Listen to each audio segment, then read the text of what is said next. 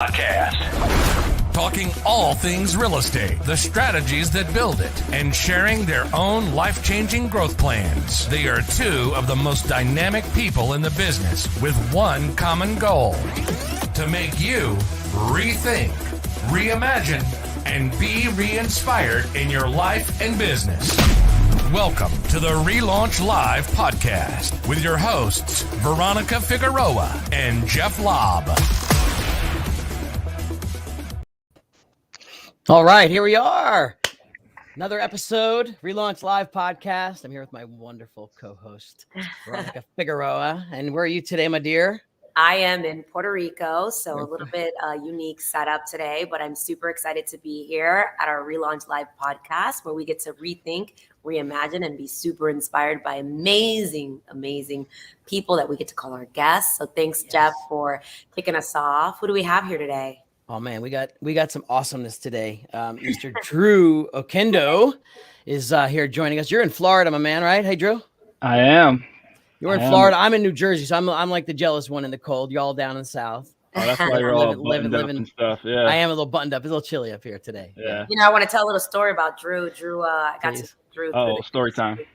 Little interesting story time. I met him. I think his first impression with me, he saw me at some event, and we're a little feisty. You know, we're going way back. Okay. One of his partners at the time, you know, was a little feisty, and you know, anyone who knows me knows I have a little fiery personality. But at the end of the day, you know, just committed to what we were building. And during the pandemic, I had the pleasure of reconnecting with Drew. Someone said, hey, you should call Veronica. She's, you know, they got some stuff going on over there. And Drew was like, hey, I think we should meet, you know, and really talk about what we could do together. And he quickly impressed me and joined our world and took what I considered an area that we were okay or good at to great. And that was our listing division. First came in as a, you know, kind of like that traditional mindset. Well, you got to start on my team as a buyer's agent first and then earn the opportunity to be on my listing team. But I think any team leader that's listening or anyone that's out there building a team or, you know, looking to scale, pay attention to how people operate, their behaviors and just kind of their skill set. And there was something that I was like, wait. I was like, I need to talk to you. I have this gap in my business in the listing department, and little birdie tells me your, you know, conversion, and we're just talking, and I was like, I got a special project for you. I was like, I need your help in the listing department, and that was like a month and a half in. Never looked back. I think in the first year with us, he did 72 listings or was close to 60 something. I don't know. The goal was 72, whatever. Just crushed it. And ever since that, we've been able to build some other things and seeing him just master listing. He created a no BS listing team on our team. Yeah. And I just remember talking to him. I'm like, all right, so tell me about this passion you have for listings. So I really want to dive into that and then what he does day to day. But I will tell you, Drew, you were one of the best blessings that happened to us during the pandemic. And I'm just honored to call you a partner. And just someone I've learned a lot from you. And every day I talk to you, I'm impressed. So let's bring it to the RELaunch Live community. These listings right now are something that agents need, want, and oftentimes have a limited belief on. And I want you to debunk it. And let's go inspire more people to go out there to be great listing agents. Yeah, absolutely. If I could add to that, the feeling's mutual. Like you were a blessing for me during that time. So I really appreciate the opportunity. Because really, without the opportunity, like I could have all the skill sets in the world, but you know, nobody to use it on, no leads to use it on. So you provided that opportunity, and you said something.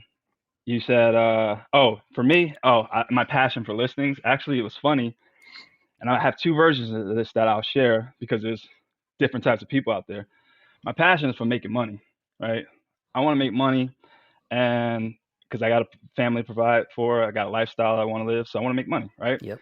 And the other version of that passion is to help people, right? Because in order, like Zig Ziglar said, you can have anything you want in the world as long as you help enough people get it.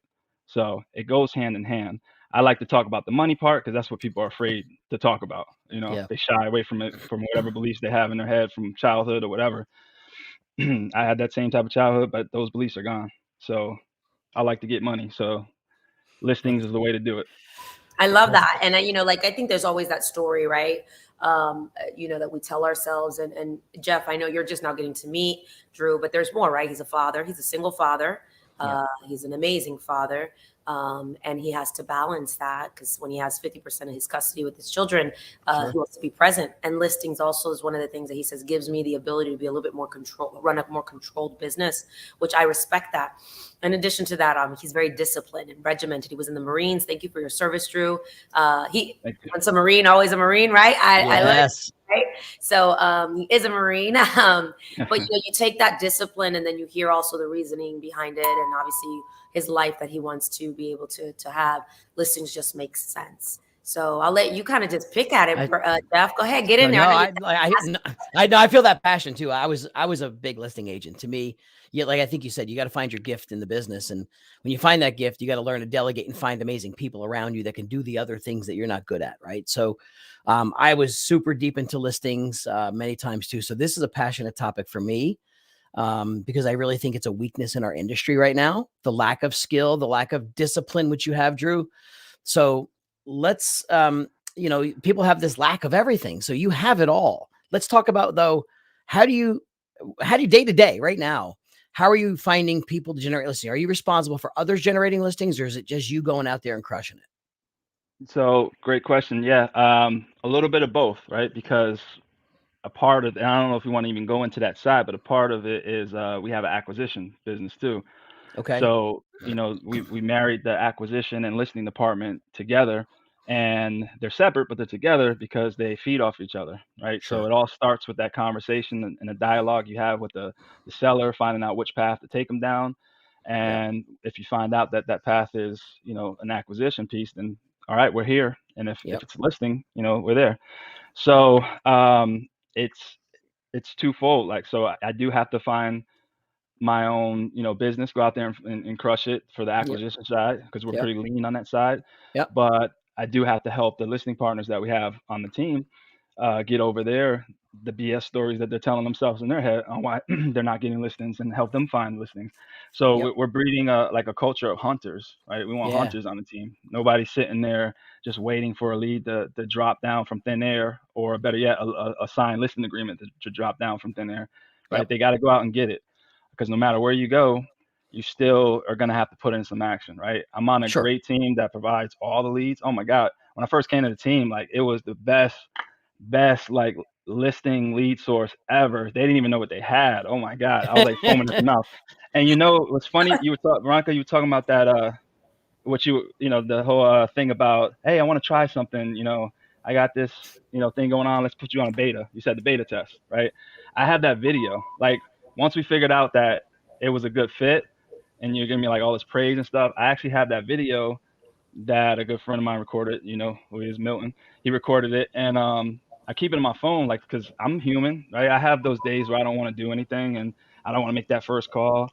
I'm not perfect, right? So I watched that video for like inspiration. Like, I got this, I got to keep going. So yeah. Sometimes it does take that. I mean, I have those days. My favorite, just to break off on that, is Mel Robbins. I got a Mel Robbins clip in my phone. The one that she talks about, if you haven't seen it, just talks about no one's coming. No one's coming to help you do this, right? That's like my go-to clip. And I have one of those, man. I'm with you on that. Cavalry ain't coming. Yeah, no one's coming to help you do this. I tell the story to Drew. It's like I was in his first pick. I was like pick number 2, 3. Oh, here we go. I feel like I was in the draft, but when you get that opportunity, it was just such a blessing. It was. I think it was a blessing on both parts. But I'll never forget. Also, Drew said to me, I had all these skill sets, Veronica, but I'm kind of tired, like beating my head up against the wall, like competing against you guys, right? And at the time, we had a pretty awesome opportunity. And I was like, man, I just want to share this opportunity with more people and be able to bring the best together so that we can really grow. And he was just that one of those very, very special parts to this growth. And now, again, he mentioned the acquisition. The next thing is like, what's next, right, Drew? How can we support you? And this is where that acquisition. So let's break down that acquisition. Is quite frankly, is the acquisition basically like an iBuyer model? It's basically, I'm going to look to purchase your home. Is it the answer to that consumer that's looking for that instant offer? Is that what we're talking? Because some people may not understand the language. We understand acquisition, but let's talk about the reality of it. The reality of it is that the iBuyer model is like a costume we have to put on at the time to attract that type of person, right? It goes deeper than that, because that's just one model on how they do it. They run on slim margins and they're doing it nationwide. We're not that. but we can talk to that piece and then educate them on what comes with that, and then dig deep and find the pain, and then really take them to our real model, right? So we got a lot of connections through our acquisitions department that we can give them similar to the iBuyer experience. But really, as an investor, because that's what it is, just as an investment, company, right? So as an investment company, we got to make money. We got to keep the lights on. We can't be, just buying stuff at 100% of market value and hope and banking on appreciation, to make money. So we have to break all that down to them. But yeah, we start off sometimes, depending on the person, appealing to that need or perceived need, right? But when we educate them on what comes with all that, then we can really navigate their pain and all that, find out what's going on, and then basically we're just transaction engineers. We see how we can make money off of that opportunity and help for those people out there who are afraid of money. So you give them a choice of, hey, here's one option, just like the iBuyer model. We can purchase property based on these conditions, or here based on your timing and your needs and cash flow. Well, here's another option. Could be listing and getting market value in our listing plan. I always try and use this analogy, and maybe I go back a little bit into my day. Like I was back in the day of, say, REMAX, I was a big Craig Proctor follower, right? So we ran, and I still, ran if we don't sell your home in 120 days, I'll buy it. And it drew the conversation. It drew the leads in. We did have conversations about if we didn't sell it or 60 days, whatever the market was, I would buy it, but under terms and conditions. Absolutely. And if we didn't buy it, there was another plan. Similar concept here, just more direct and upfront. You know what? I'm glad you brought that up, because that's important, because the thing is, you're going to buy it at terms that make sense for you to buy it, right? Price and terms. That's right. People don't realize that, but it's having the guts and the confidence to go out and say, if we don't sell it in this amount of time, we can buy it. It's just like the saying with those money back guaranteed things. If you're not satisfied, you can send it in for a refund. It barely ever happens, according to statistics. But you being able to go out on a limb and be confident and say that is how you reel that person in. And then you have those conversations, right? Set the expectation, and then you provide a great service for them, and you make money, right? And you never had to buy their house. That's right. And we get the listing opportunity. We get in the door first. We get the first conversation, and half the times that first conversation is where you're going to win, because you're going to give them, if you just had one option, they're looking for others. But if you laid it out for them, right, Drew, you lay it out, here's choice A and B, and maybe even C. Now they can make an educated decision. Now you're helping people, right? Make that decision. That's one of my lines right there, an educated decision. I was telling, at the very least, you'll have enough information to make an educated decision on what you do next. Awesome. So good. So let's go down. So let's break this down then. So we're lead source. Let's just go over lead sources. What are your favorite lead sources? What's working? What should people know about? Well, Drew, before we go there, who cares? Give them all the secrets. I don't care. Oh yeah, I'm with that. Yeah, because there's plenty of money out there, right? We come from abundance. But before we get there, can I add one thing that Veronica said? Of course. She said something about the traditional mindset, right? Coming on a team and making them be a great buyer agent first, and getting their feet wet and experience, and then becoming a listing agent. Yeah. I pushed back on that from the beginning, respectfully, right? During our huddles and stuff like that. And I believe, and I stick to that still, right? If you want to be a good listing agent, train to be a good listing agent, right? You don't have to be a great buyer agent to be a good listing agent, right? That's like saying you got to be a good passenger to be a great driver. Doesn't really work like that, right? But it can work like that, and there's nothing wrong with it. But just don't, be quick to dismiss the alternative, because I came in and I always just trained for that, and that's why I do what I do now. It just made sense to me. Right. Yeah. And I think, as we have been wired, Jeff, as we've been in a lot of conferences, we're wired, we're learning the team evolution, right? It's probably about 15, maybe 10 strong years and growing, right? And you heard this journey of what the pathway for an agent was. And that was how we were kind of wired. So Drew, you have shown me a new way, right? And now with this new BS listing team, or no BS listing team that we have, right? We've given him a platform to build a team of agents that are trained a specific way from day one, and actually has moved some agents that were being prepped to go the traditional way. And he was like, bring them into my world. I'm going to make them a killer listing agent, an amazing listing agent. So I had to have a shift in paradigm. I had to break and interrupt the pattern of how I was wired as a team leader. And anyone who's listening here, are you open to, trying new things? Because it really shouldn't always be, you shouldn't put people in a box, right? And Jeff, you and I talked about that unboxing. Certain mindsets, and Drew, was passionate about it. He was compliant in following our ways, but quickly he broke that mold.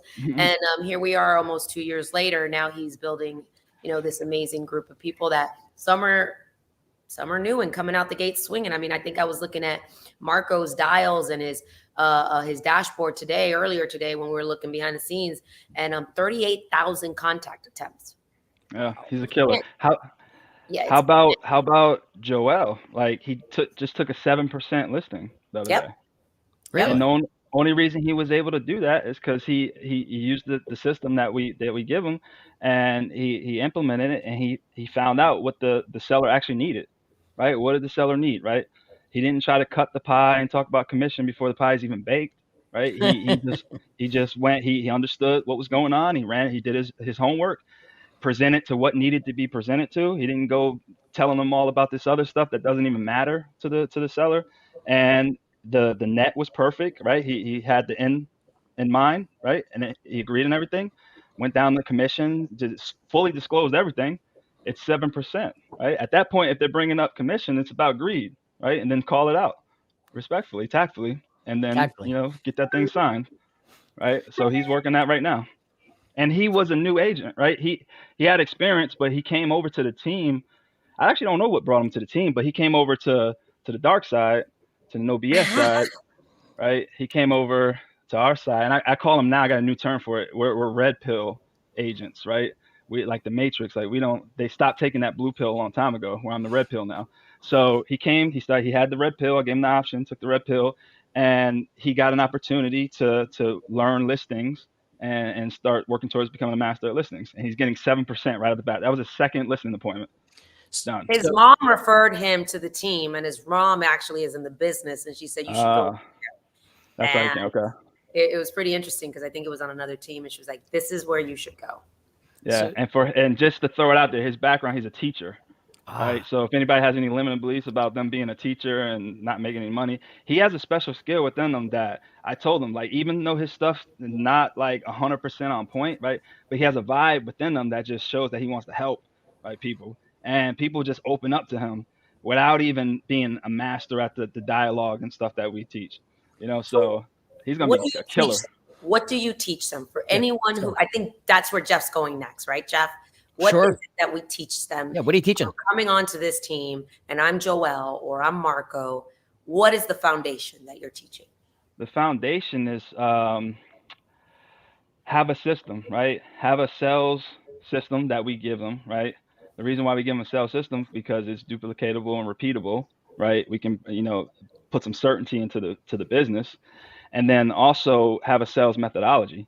It doesn't have to be my sales methodology, right? The methodology part is just what story's playing in your head, right? The one that I offer them, the template that I offer them is to be that agent that is a shark, the agent that is aggressive as hell and is going to get them more money than the market's willing to bear, right? We're going to do it within reason, right? But we're showing them everything that's in the market. We're educating them, but we're not just running comps like the traditional agent and things like that.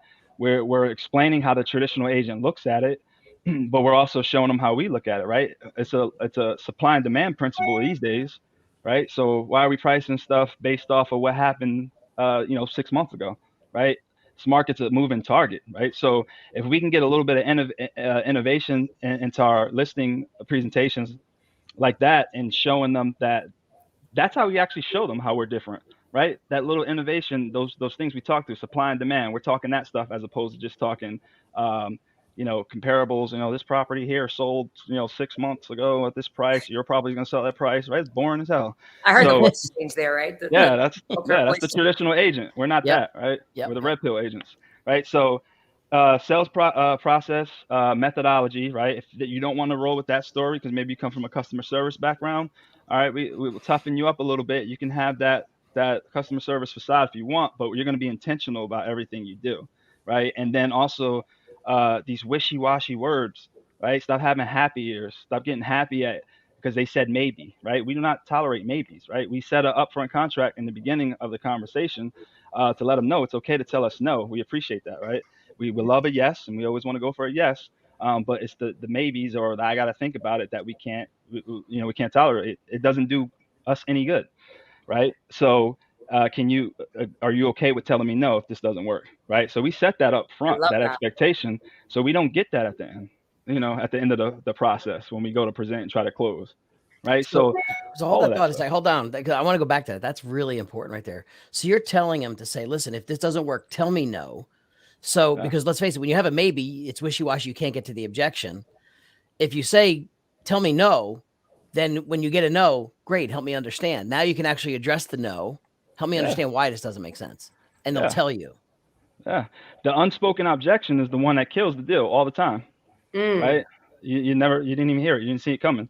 And if that slips through the cracks, we have other measures for that. We have what's called the underwriter touch, right? If it's on the acquisition side, I can call and play. I'm the underwriter talking, right?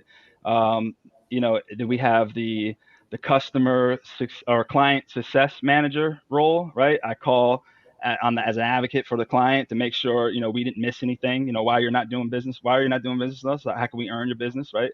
If we can get that taken care of, would you be ready to move forward with this person, or just stuff like that? We have those measures in place as a.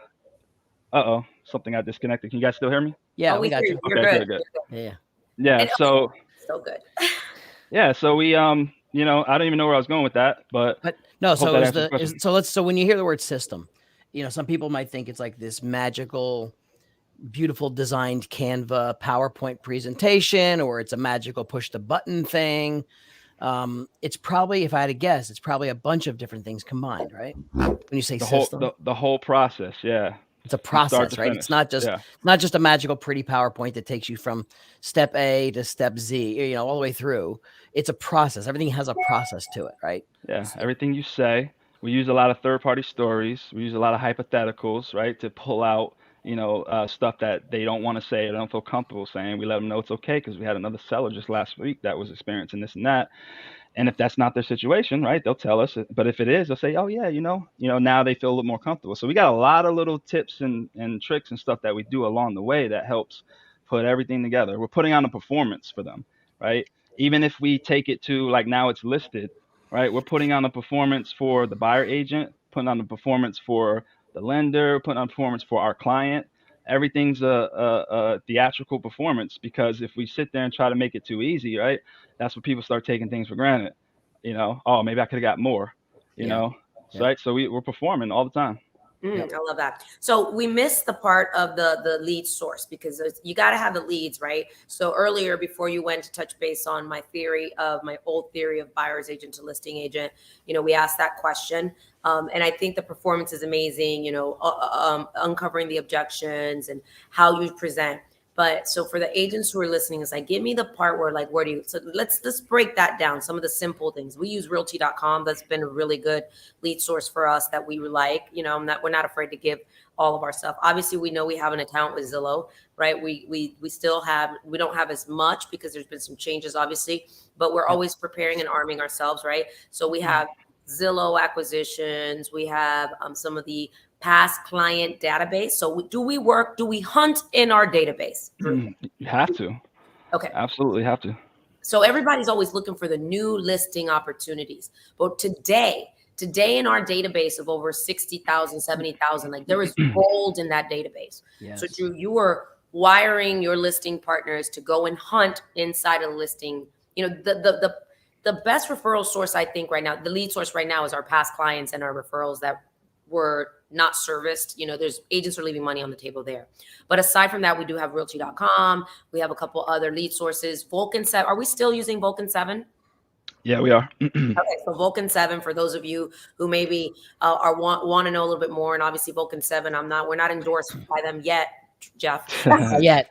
Soon to be. Actually, I'm a big fan of them too. So whether it's circle prospecting, let's talk a little bit about that, Drew. Day one, listing agent doesn't have the access that we have. Because let's be honest, we are somewhat an anomaly when it comes to some of the lead sources that others don't. I want to help the person who's just starting, who doesn't have the lead source that we have. Where can they start with lead sources to generate listings? Well, great question. And before I answer that, I will say the people who don't have it, that's the point of joining the team, right? So I know a lead, this is not a plug to join a team, but I joined the team for a reason. Some people look at me like, you're crazy. Why would you join a team? But there's other parts of the business that I don't want to deal with. Don't care. I don't even like being the face of stuff. So how you got me on this podcast, that's amazing. I still haven't figured it out. Because you are one of our, you represent one of our core values, which is contribution. And I know you're a leader that loves to give back. So even though you don't want your face on things, it's not about you, it's about the we.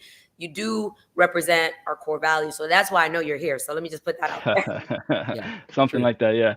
So joining the team, right? If you're going to join a team, now this is talking about leads, right? If you're having issues getting leads, join a team. Stop being greedy. You have 100% of nothing. Just join a team. That was one of the mistakes I made when I first came in. I started out as a fix and flipper, right? So I think I'm badass, and I'm talking to sellers already. I got this. I don't need anything or anybody, right? Join the brokerage, do it on my own. I made $7,000 the first year, right? The first year. I don't know what the heck happened, right? I took a listing like day one, and that thing didn't sell like for 8 months. It went under contract, but it just didn't close. There was always something going on, right? Some bad limiting beliefs in my head that caused that. I don't know, but $7,000, all that could have been avoided. All that credit card debt and everything could have been avoided if I would have just joined the team right out the bat, right? Cut down the learning curve, get the leads, right? Of course, maybe a team leader doesn't want to hear you're there for the leads, because that's what I was trying to tell Veronica. I just want the leads, the name, the reputation of the team, right? I'll go make the calls.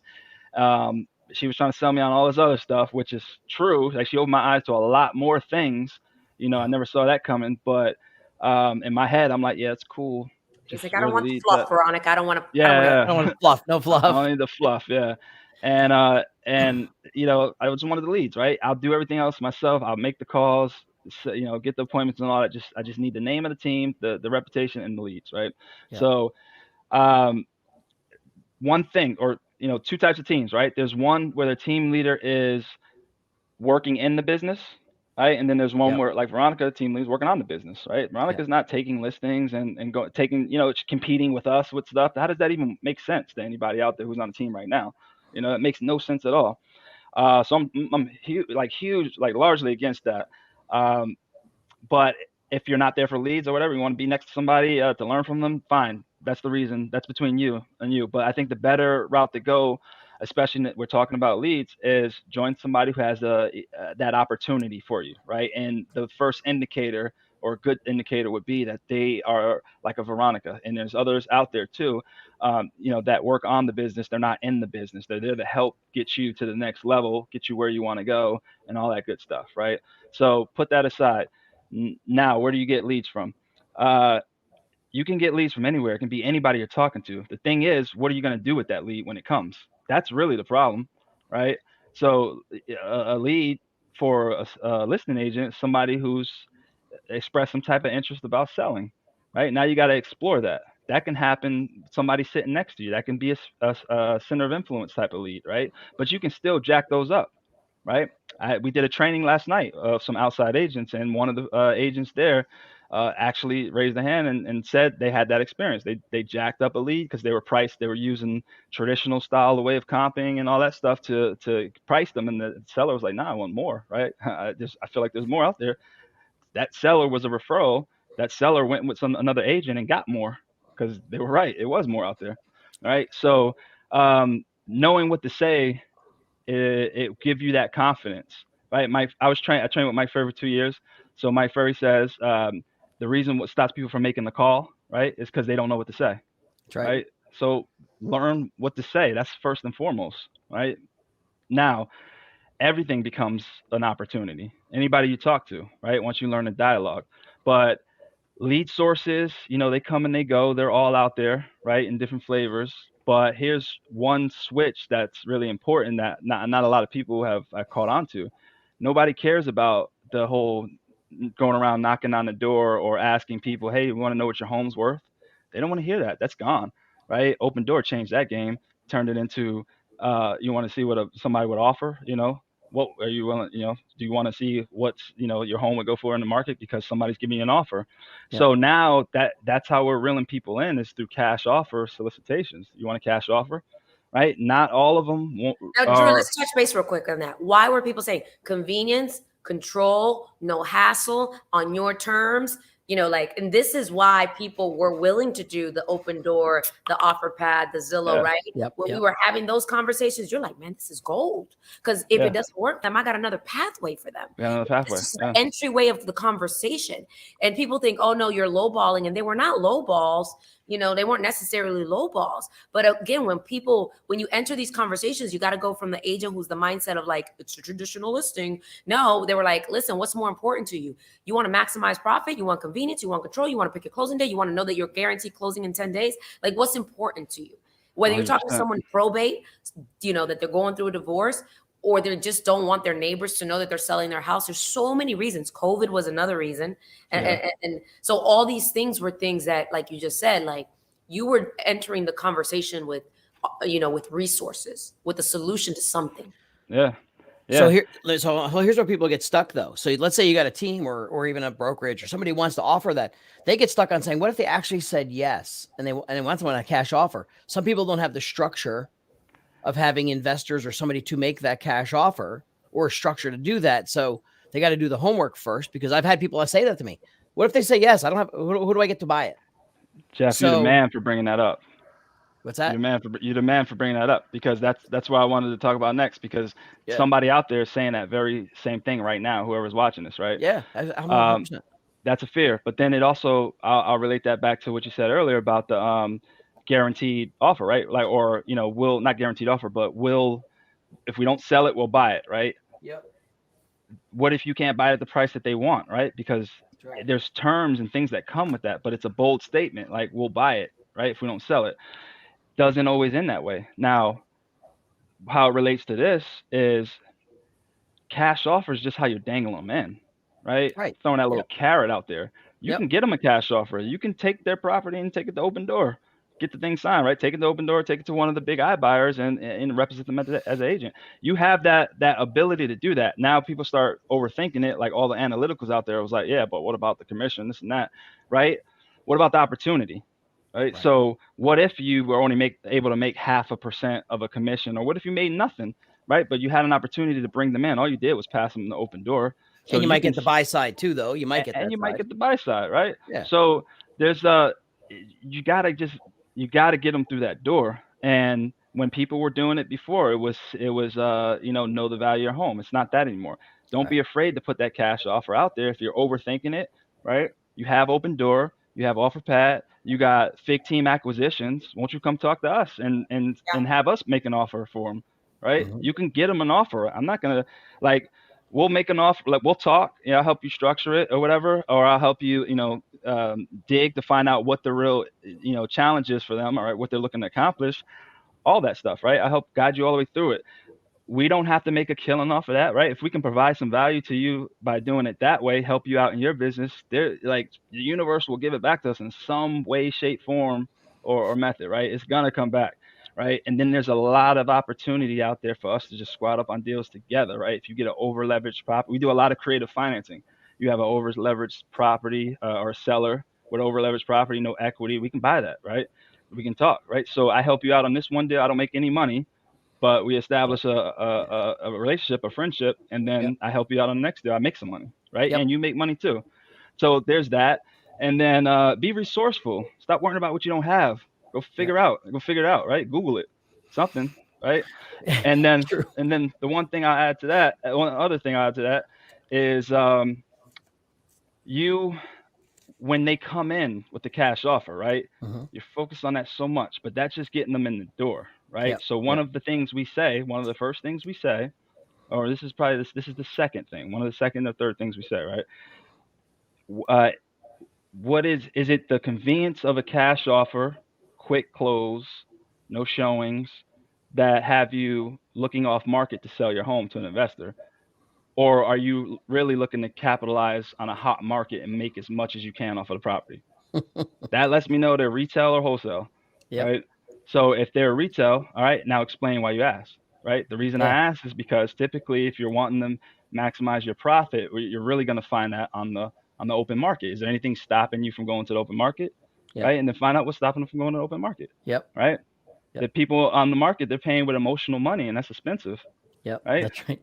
So Yeah, I love that emotional money. Yeah. Well, it gives them perspective, and you're setting the expectations. I'm telling you right now, it's investors going to be convenient, this and that. The price is going to be come at a lower, right? cost, It's just going to like come at a cost. 7-Eleven. Right. Yeah, Of course. So it's going to more come at a cost. expensive. But at least you're there in on the conversation, right? That's half the battle. You got the appointment, you're there on the conversation, and you can at least be entertained and be the educator of, the advisor to that seller. And then, like Jeff said earlier, at the very least, you'll have enough information to make an educated decision on what you do next, whether it's with us or with somebody else or whatever, right? Yeah. Yep. So listen, for time purposes, I just want to get this before we come. We're trying to keep it to a certain time, and we could probably do this for hours on some of the stuff you guys Yeah, I'll you talk have built forever into you. about this. So We can bring him back. We can bring him back. Part 2, Drew. part 2, Drew. Well, So part 2, Drew. so you got all this system stuff, right? And there's a lot of, like, I heard you saying you teach them third-party stories. And if you were teaching a newer listing agent, let's face it, they're overwhelmed with what even to say the first 5 minutes. How do you get them to practice this? Like, before you send them out to do this, or tell me about practicing, because no one likes to practice. Nobody likes to practice, right? No. Even though the high-paid professionals like athletes go out and practice all the time. Every day before you see them on the field. Yeah. Yeah. Nobody likes to practice, right? Yep. So we do that. We have we encourage role playing, right? One, they have to want it, right? You can't want it more than them, right? So that's the requirement. You got to want it. The person we talked about earlier, Joel, he sought me out at one of the events. I wasn't even looking for people, and he asked all the questions. He said, "Man, how do I get on there? This is what I really want to do. This is why I've done this, and that." He was hungry, right? So you have to want it. Joel and I, we talk. He calls me all the time, right? We do call reviews up 11, 12 o'clock at night, right? And then we're up in the morning getting it again, right? Nobody sees that. They just see the result, right? Yep. So reinforcement training is really where it comes in, right? So even with military training and all that, you get thrown everything at you at like a fire hose, right? To the mouth, straight to the mouth. Yep. The nostrils close there, and I just open it up. It's all in there, right? So you got to consume all that as much as you can, but that's just the start, right? That's why it's called boot camp. And then the reinforcement training along the way, right? The bumps and bruises, the school of hard knocks, right? You learn from each and every situation, and it's constantly being reinforced. That's why we're not afraid to tell you everything we do, right? I just went over the whole system last night at an event for agents, anybody who wanted to learn. We did the whole system. How many agents were there? 15. Wow, 15 agents want to learn how to be better listing agents. Yeah. See, So I think the ego gets in the way, because I think a lot of people need to learn how to be better agents, but they think they're good at it until they lose, 3 out of 5, and they're making excuses. There's the BS part of this, of why they didn't get the listing, because they really just weren't good at it, but they're not going to admit to that. Yeah, absolutely. Right. Oh man, there's one more thing if we have time to add that came up, right? I shared it at the training last night, and it came up again. I keep bringing up Joel, but it came up from him, right? Joel came from Keller Williams, right? Yeah. I was with Keller. I started with Keller Williams, right? When I came down here to Florida, I read Millionaire Real Estate Agent, the book. Awesome book. It laid out the pipeline or the blueprint on how to be a net $1 million, right, in real estate. It was all listing based. I was like, I'm going to Keller Williams for sure. That book sold me on Keller Williams. Went to Keller Williams, went to Bold, right? Did that training, and it fell short of what it was supposed to do, right? And the reason, and it really didn't come. All this didn't really come to surface until Joel. We were having trouble with one of his calls, and he said, "Look, man, I don't know, man. It's just in my head. I keep thinking provide value, right?" And I know he came from Keller Williams. I was like, "Damn, it clicked," right? 2 things Keller Williams says, right? I'm not talking crap about Keller Williams. I love Keller Williams, right? I actually recommend a lot of new agents to go to Keller Williams because they at least have some type of structure to some type of boot camp in the beginning, some type of training that you don't really get in a lot of places. We got that too over here where we at too, okay? So don't worry about that. Well, I just want to say, I don't to not, sound like I'm beating up Keller Williams, but this is a real problem that they had. Yeah. The real problem that they have is they tell you lead with value, right? Amazing advice. Thank you. Right. Use the consultative approach to selling. really amazing advice, right? Yep. And then all their scripts is like, just that. We're not salespeople. We're consultants. They're all their signature blocks. Go whatever Keller Williams agent that's newer, like 5 years or less, whatever. Look at their signature block. It's probably like something to the fact that they're a real estate sales or real estate consultant, right? Mm-hmm. Um, Oh, Oh, I hold think we on. lost you, Drew. We lost you, Drew, for a sec. Let's try. Nope. Oh, Wait. Where are we at? oh, he Let's was see. so good. Nope. Nope. Did anything change in your headset? now, Oh, yeah, yeah. it's connected to my phone. I gotta put my phone like on silent because Go it always- airplane mode. rings. Airplane mode. Hey, there we go. All right, All sorry right. guys. So And provide spin- value, consultant. Yeah, so I call BS on that, right? Because they tell you to do that, right? They tell you to do that. They have scripts. One of the things that people will resonate with is they tell people to go visit a for sale by owner and drop off a seller's disclosure. What the hell what kind of value is that? Right. Like for sale, I don't want to deal with that, right? They don't want a seller's disclosure. Shut up. And contrary to popular belief, it's not mandatory. No matter who's Right. going to argue with me or not, it's not mandatory, right? What's mandatory by law is that they disclose any material defects, right? But you got to prove that they even knew it was a material defect. How many Right. times have you seen a seller's disclosure get attached to a listing and it's crossed out saying seller has never occupied the property? What type of BS is that? They've owned the property for such and such years. They know what what maintenance items they had to pay for. They know what capital expenses they had to pay for. They know what issues came up, but they don't know what's going on with the property. Right. That's proof in the pudding right there. So they tell you to drop that worthless piece of paper off to them as value. That's not value, right? They tell you to be a sales consultant, but they don't show you how, right? So inadvertently, what are they training to? They're training you to tell, not sell, right? Because selling's not telling, right? Selling is asking questions, right? Yeah. How do we know what is valuable to them? Is we ask them, right? Yeah. Ask, And then we ask them. yeah. And then 'Cause here's the magic we question. can provide that. Here's where you're hitting at. And this is like, I think the magic in a lot of sales talks that we do even outside of real estate is when you say lead with value. If I said to you, Drew, what does value mean to you? And then I asked Veronica, what does value mean to you? The definition is different.